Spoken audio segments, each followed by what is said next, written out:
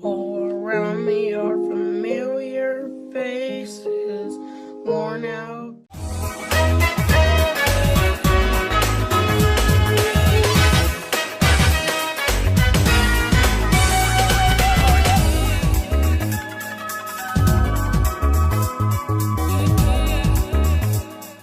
This is not the first time my burger has been taken from me. Remember the other day, I uploaded Volume 1 of the Spider-Man suits that never made it, showcasing Ryan Meenading's artwork of the Stark suit for Spider-Man Homecoming. Remember how joyous I sounded because I was celebrating Spider-Man in the MCU, celebrating my favorite character, celebrating the third iteration of that and hoping it would stick. This pup has just had his bone taken away, but I was still trying to sound nice and chipper and enthusiastic for you guys. I mean, heck, the subject of Spider-Man does get me enthusiastic. So in the previous volume of Spider-Man suits that never made it, we looked at the Stark suit from Spider-Man Homecoming. That suit had the task of being Spidey's new definitive look for a new generation. It needed to stay true to the comics, but without staying too close to anything we've seen before. And it succeeded in flying colors. Somehow, it managed to make itself look completely different to the previous costumes we've seen on film,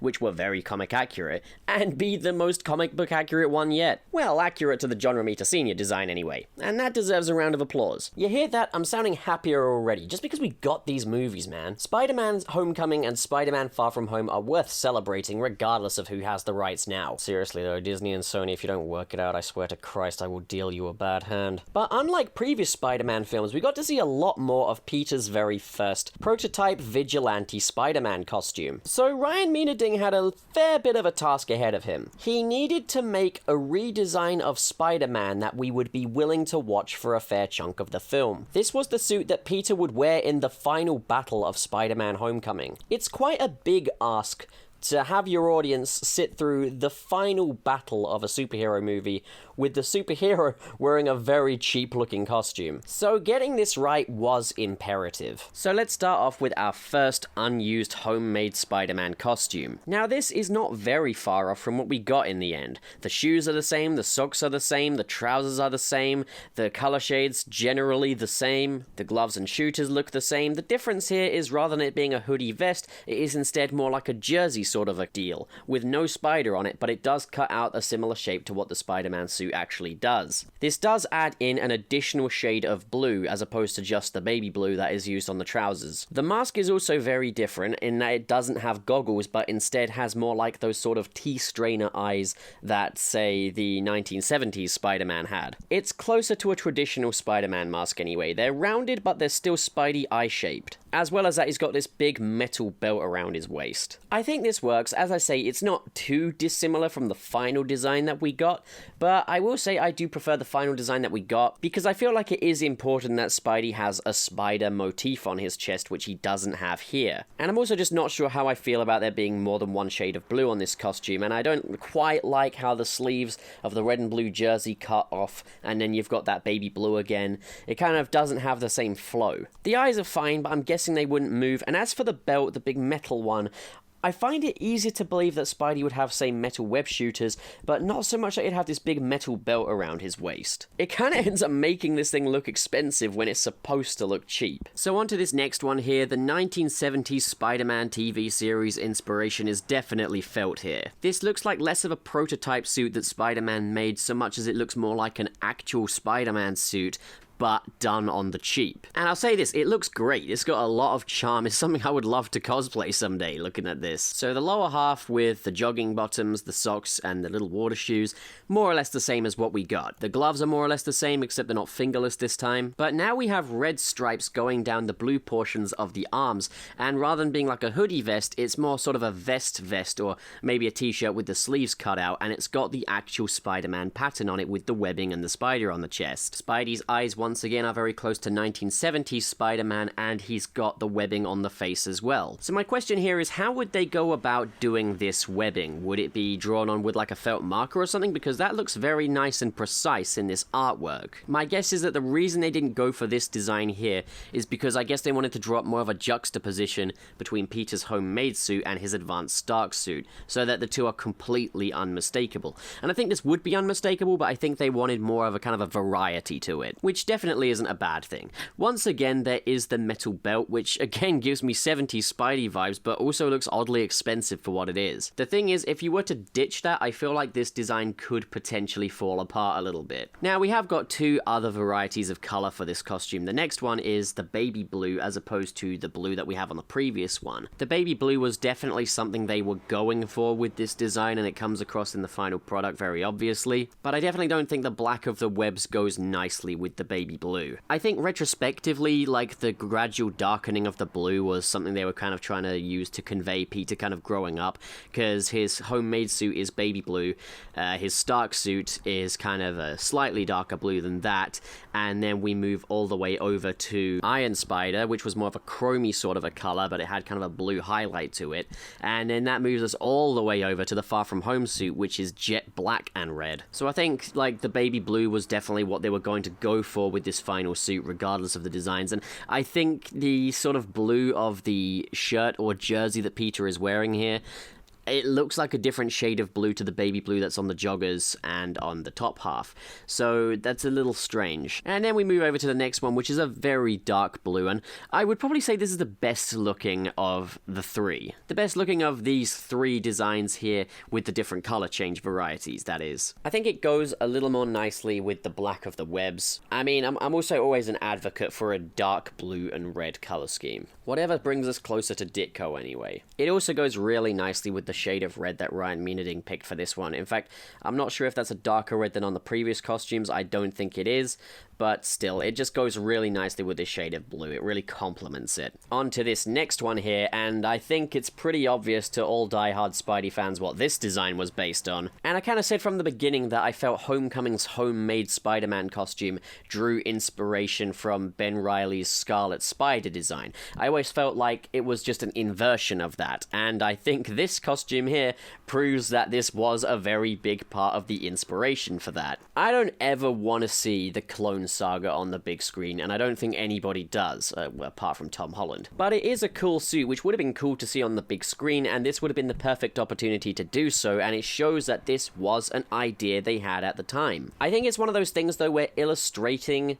the Iron Spider in these paintings here is probably easier to convey a better look for it than it is to necessarily film it. Red can be a pretty swamping color when it's actually on screen in live action, and this costume has a lot of red. By inverting the colors for the final product, they kind of saved themselves overdoing it on the red, and had a design that better breaks itself up. I guess as well as that, like those eyes there being completely strict white without any black borders around them, I guess that would be a hard thing to pull off in live action because of how the eyes go around the mask and everything, unless they were to actually go the whole hog and make them lenses, but then you're drawing away from the fact that this is a homemade Spider-Man costume, if he's got these very classic Spidey looking lenses. I mean, I don't know, I guess they could have pulled that off. But I'm guessing the number one reason why they didn't do this was because they didn't want it to actually be the Scarlet Spider. Maybe that would cause a lot of confusion.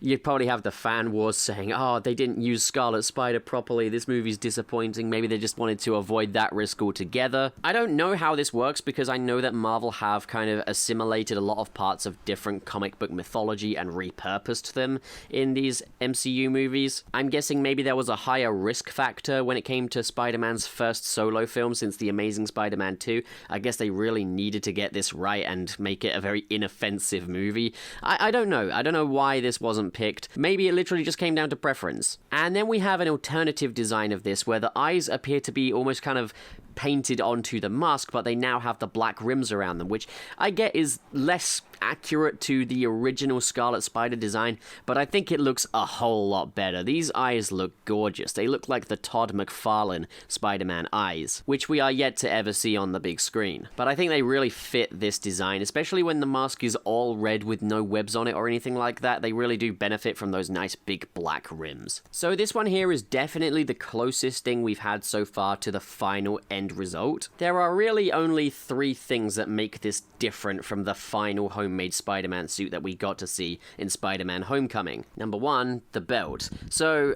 I do think it makes some sense for Spider-Man to be carrying some kind of utility belt on him, and this belt here at least looks a lot more affordable than any of the previous belts that we've had on the Spider-Man costumes so far, the big metal ones, that is. It looks at least a bit more realistic that this is maybe something he could clip some of his web cartridges onto. The other difference is the absence of any kind of a spider emblem on the chest, leaving it looking just a little bare, and this is one of the earliest instances we have of Spider-Man's lenses being more like a sort of a goggles that he's wearing. And here the goggles just don't work in my opinion, because the sort of shutter effect they've gone for on the inside is more like sort of an iris, giving Spidey almost these sort of pupil-like lenses that make him look kind of, well, it looks like he's got human eyes in there, and it makes him look kind of dead. So this next one here, we're kind of returning to a very familiar design from early on in this list, but whatever, I guess ordering isn't important. And the main difference here is that Spidey's got a little bit of excess red fabric going on underneath the belt, which I guess kind of creates more the shape of the classic Spidey torso. It also gives this design the fingerless glove, so I guess they were just kind of working at combining designs here and seeing what works and what doesn't. I definitely prefer this design without the excess fabric though, personally myself.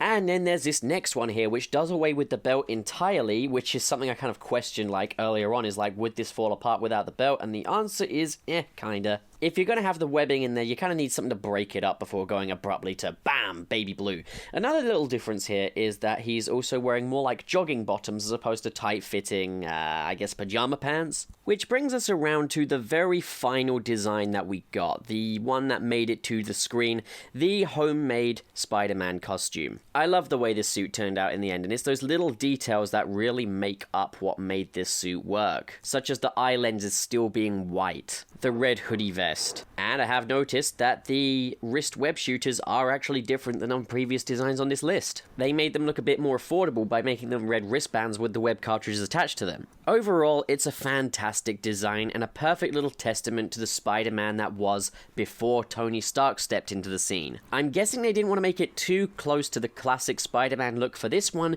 because it is a chance to do a new design, and maybe within the story it wouldn't make much sense. I'm guessing that Tony Stark didn't take Peter's old suit away to model the new suit after, so I guess it wouldn't make too much sense to have it too similar to the Stark suit. So in Volume 3, we'll be looking at the concept art for the Iron Spider in Avengers Infinity War. What's your favourite suit on this list, and what do you guys think? Comment below and discuss, and as always, if you enjoyed this video and you want to see more like it, don't forget to hit subscribe, hit the like button, and in the description below are links to my Discord and my Patreon. Channel Pup has been growing more than I could ever have anticipated over this very short space of time, and I'm absolutely honoured to see so many viewers participating in discussions and really enjoying my little projects here. But it's not without its obstacles. I'm currently a student studying film and television, and if I want to afford the general costs that come with living, unfortunately YouTube revenue just can't always cut that cheese. I recently moved in with my girlfriend's family, but this is not a permanent thing, it's just for the summer. And last year I've done the whole act of balancing YouTube, balancing a job, and balancing university, and trust me, the content suffers every single time. So to support this channel to maintain the same quality of content and upload schedule, and to just keep making the stuff you guys really seem to be enjoying, I really do urge you to check out my Patreon link in the description below. And in return, you can get early access previews to the special Channel Pup events such as Marvelous Tales of Spider-Man Episode 2, as well as my upcoming Patreon exclusive playlist, Pup's Project Room, which is all unlockable with a pledge of just $1 or more. Now, the world's a tricky place. Not everybody is made of money, and that's fine. Just please be here for my videos. Please don't stop coming back to join me on these discussions, because it means so much to me, guys, really. Well, I guess I best be hitting the old dusty trail. Thank you so much for watching, guys. I've been Channel Pup, and I'll think of a better catchphrase next time. Now please leave me alone!